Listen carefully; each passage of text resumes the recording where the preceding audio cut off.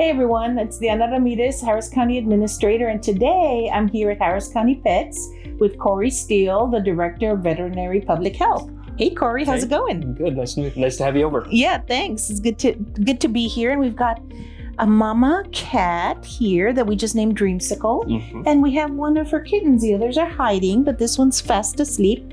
I've got a few questions for you. I want to talk about the great work that you do here at Harris County Pets. I think it's something that's really needed, especially in such a big area like Harris County. There's just a lot of opportunity for lost and abandoned pets. So let's get started. And of course, I couldn't memorize all my questions because I'm distracted by the pretty kitties. So I'm going to have to go to my phone. So what's Harris County Pets and what's its mission? Absolutely. So Harris County Pets is the municipal animal shelter for unincorporated Harris County. We're originally designed to be our rabies control, so we are the rabies control authority for Harris County, but we have so much other things to do, right? I like to say, and our staff often says, that we have some of the hardest jobs in Harris County, and that's because we are responsible for pet and human safety both. Our mission overall is that we work with the community to create a safe and healthy environment for both animals and people of Harris County. Awesome, that's great. And looks like you're doing a good job with this one, at least for sure.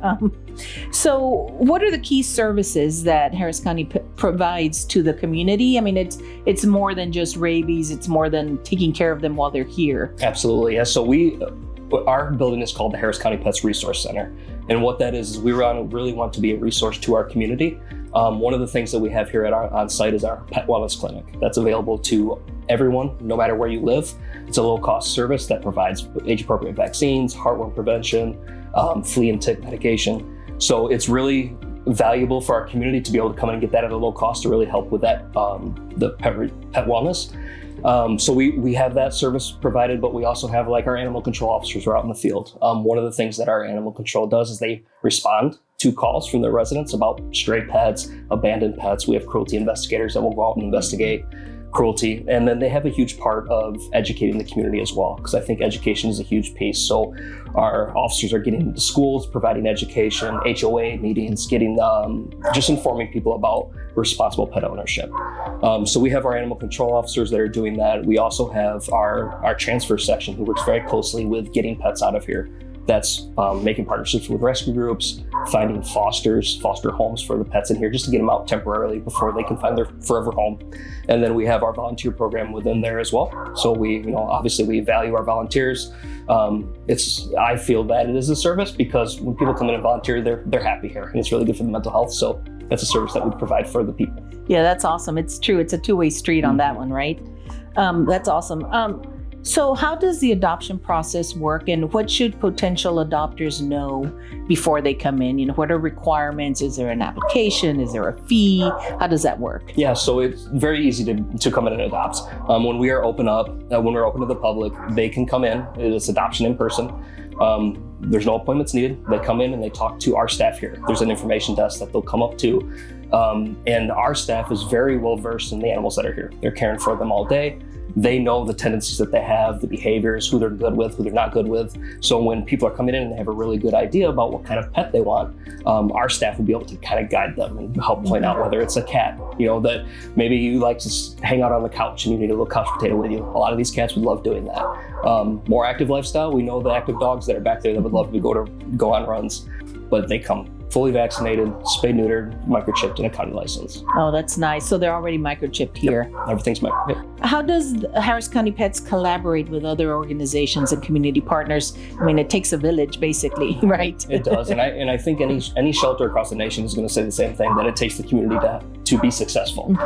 So one of the things that we do at our shelter is we really want to make sure that we are collaborating closely with other community in our community. So other animal shelters, keeping that line of communication with them, our nonprofits, anybody that's in an animal welfare organization, keeping that communication and really working to try to have one goal, and that's really to fix our animal population, the overpopulation that we have in the community, and getting these pets into great homes.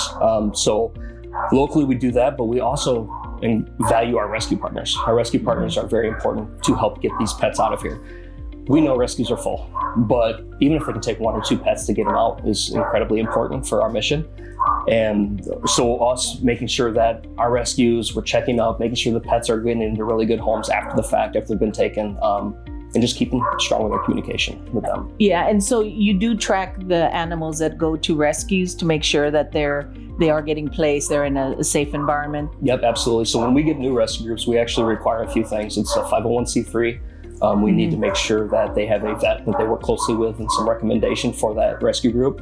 And then our staff will go ahead and make sure that if we're polling, we check up and just say, hey, how's this pet doing? Can you provide the medical care? Is he in a good home?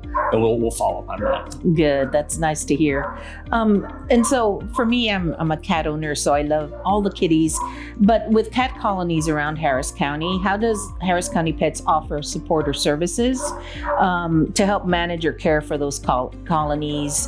Like TNR programs or other resources for caretakers? For sure, yeah. So our community cat program here is a shelter neuter release. So we get cats that come in from the community. We will alter, spay or neuter them. We'll give them their flea medication, their vaccines, and if they're healthy enough, we'll return them.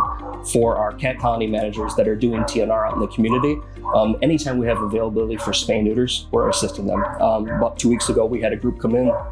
We altered 33 cats from 2 different colonies. We took them in, and then our staff actually went and released them back to their colony so they could get back out there. So anytime we can offer spay and neutering, either here or through a voucher program, we will offer that. That's great, because I mean, in my neighborhood, we have a couple of little cat colonies, and my husband goes and feeds them, and we just love to see that other people, he's made contact with other people in the neighborhood that, oh yeah, we come feed him, and I caught him and took him to get him, spayed or neutered. And so it does take, the whole community kind of chipping in. So that's interesting. Speaking of community, what can the community do to help our abandoned and lost pets? And then pet owners, how can you be the most responsible pet owner out there? I mean, is it chipping? Is it all, making sure that they have regular veterinary care? How do you, what do you recommend? Yeah, so I'll start off with the pet owner part. Microchipping, like you said, making sure that your pet is microchipped, and then that information is up to date. Because a lot of times we'll get animals in here and it might be 2-3 year old information. Phone numbers have changed. It's hard to get that pet back. But microchipping is so important in keeping that up to date. In spay and neutering your pet, because honestly, with a pet that has been spayed or neutered, they're most likely going to stay home rather than try to go out and run around. So our, the microchipping is really convenient as well, because our staff, our animal control officers, have microchip scanners with them. Oh, okay. So if they scan a pet that's running loose and they see that it's just right around the corner, we're going to go drop it off at the house. We'd rather that dog be home or cat be home rather than being here at the shelter. So those are the two big things that I really ask owners to do. For as far as the stray population goes, we do our best to get out to every single one of our calls of stray pets.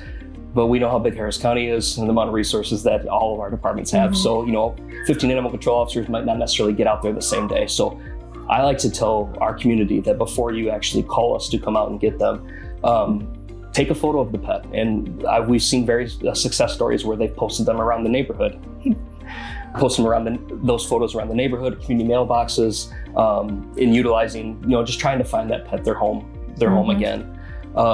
So we have that, and then also there's a website that we started using called Petco Love Lost, and Petco Love Lost does a really good job on matching people that have lost their pets with people that have found pets. There's a recognition there that you can get alerted if your pet's loose.